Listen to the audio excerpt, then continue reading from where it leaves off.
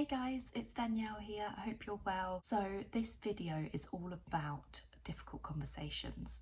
Life is very hard to live without difficult conversations, and it's very hard to never meet someone that you have that feeling where it takes quite a lot for you to say how you feel, whether it be something about their personality, whether it be the situation and the thing you need to talk about, whatever it is. But we need to have difficult conversations in life, because with all of our relationships, because it's how we stay true to ourselves. It's how we make sure we're showing up for ourselves and being authentic. It's also a part of self-expression, and it's really important that we have conversations and express how we're feeling. But it's really hard to do, and what can make it harder is the worry of people taking things the wrong way, and the nervousness that someone else might stop communicating and take that love away. There's so many things that are scary, and kind of what are going to be the repercussions for talking about how I really feel. But that doesn't mean we can't do it. We have to have courage and have these conversations when we know in our heart of hearts we need to move forward. Obviously, that being said, this is just about how to communicate. If you feel in danger psychologically or physically, it might not be the best time to communicate. And I think in this situation it's important to speak to professionals. So whether that be a counsellor, whether that be the police, it really depends on your own situation. But I just want to put that out there, that this isn't telling you you must communicate if you feel in a unsafe environment to do so. So let's get to it. It might be easier to write these things down before you go ahead and say them, because you might need to kind of practice going over it. You could actually give it to the person written, or you just want to make sure you don't miss any stages, because there's 4 stages. I learned this from my counsellor. There's 4 stages, and they're really important to give the other person a real overall feeling of the experience you've had, what you've gone through, how it's made you feel, so that the other person doesn't feel attacked and they switch off and don't understand. So part 1 is you're just going to explain really clearly what the person did or said.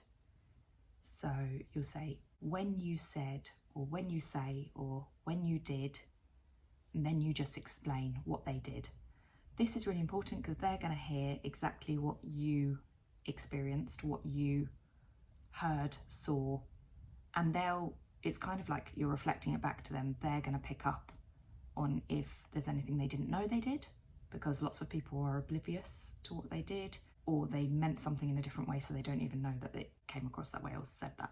The second thing is that you say, I think you meant, or I thought you meant, or I think you mean. This is really important because this is taking personal accountability for how you've taken what they've done or said. So this is understanding that you experienced something in a way that's to do with how your brain works, your experiences in life. So you might take something very differently to how it actually was said or done and what the person meant by it. And you're basically saying, I know that, and this experience is still real for me, so I need you to know how I feel or how I felt, or how I took it, so you can understand how my brain works, basically. And this kind of fills in the gaps, because people get into arguments or misunderstand each other. It goes from 0 to 100 when you don't have that part, and people just don't understand each other, and they might experience things very differently, or one person saying the same sentence could mean one thing to one person and a completely different thing to another. So that is why it's really important to bring together an understanding of what you've actually experienced and gone through. This will really help the other person to understand the whole process that you've gone through. So you've got the first thing, you're saying when you did, when you do, when you say, whatever it is. So you're just stating the facts. What did they do?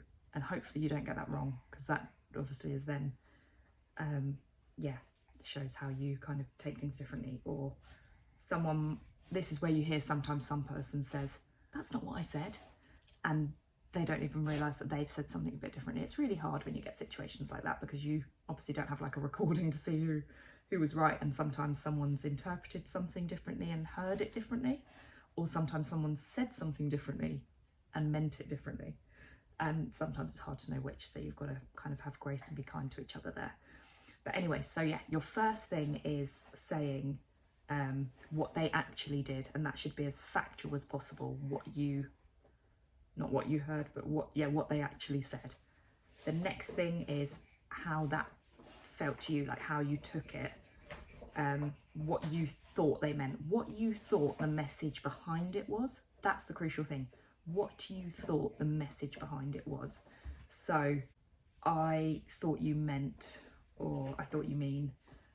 So for example, someone says, oh, by the way, I picked up your washing.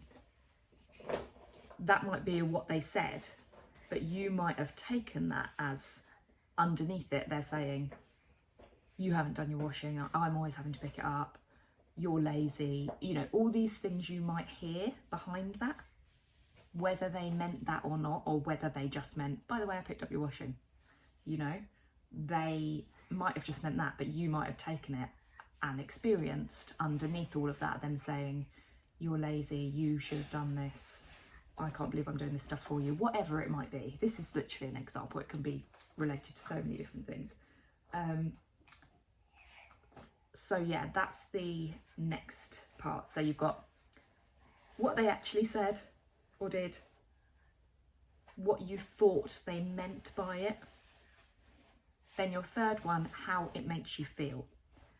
And this is where it's quite good to kind of pre-prepare and think about these things, even just processing what someone's done and learning about yourself a bit more.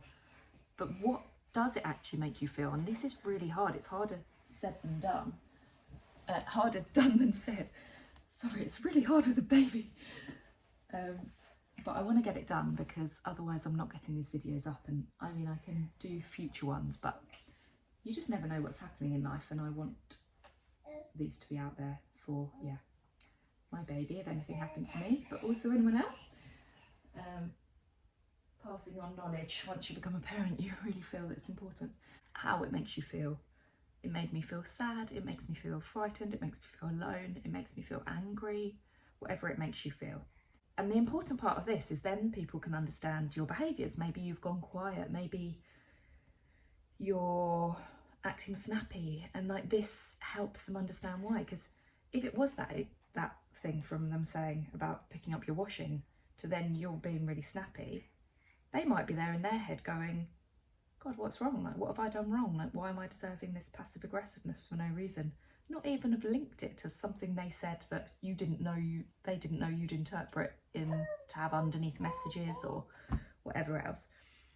And then the fourth thing is you say what it makes you want to do.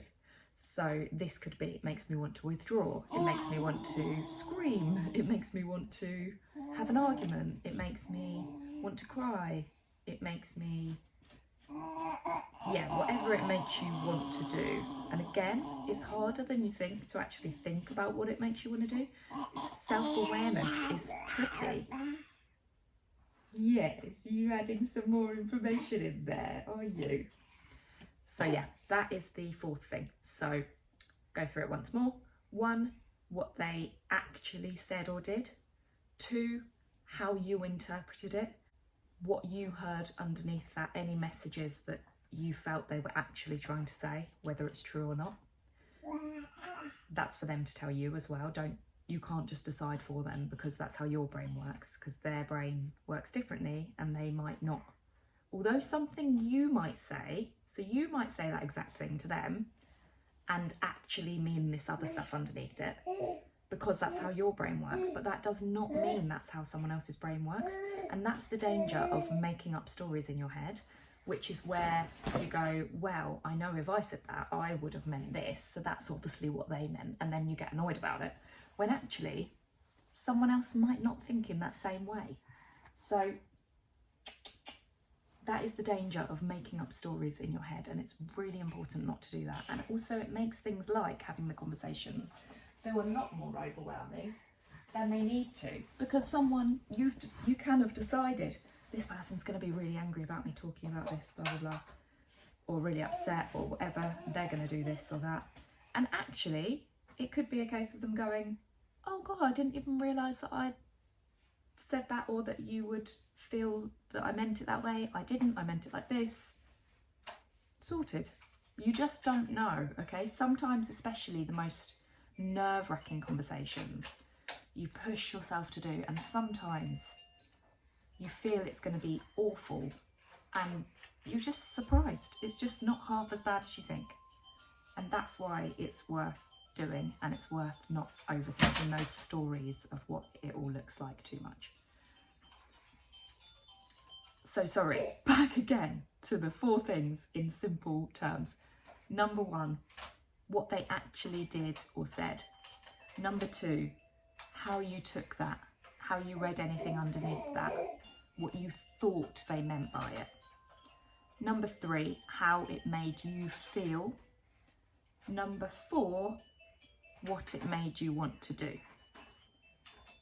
That has been a game changer for me in terms of my communication. And it's not about just your communication to the person, it is, because obviously then they understand. Sorry about this. Oh, wow. Clever girl. But it's actually about meaning that you can have better conflict resolution, because they can understand without feeling judged, without feeling jumped on, without feeling accused. They can understand on a deeper level where you're coming from. They can feel your accountability that you're taking. You're not saying this is all your fault. You're saying, please, can I just explain to you my experience and why I feel like this and the way that my brain works? And then hopefully you can give me some reassurance that it's different. Or if not, we can have a grown-up conversation about it. So I really hope that is helpful, and good luck with your difficult conversations. Please just keep doing them. If it's safe to, it will change your life the more you can have. Comment if there's any other things that I could help on or offer any advice from. I am just a normal person. I'm not a counsellor, I'm not professional. They are professional steps that were given to me by my counsellor. That's not something that's my work or anything, but it doesn't mean I've got the answers to everything. However, if there's like a certain advice video on anything, I'm more than happy to give my personal advice as I would to a friend or family member. Thanks for listening. See you later.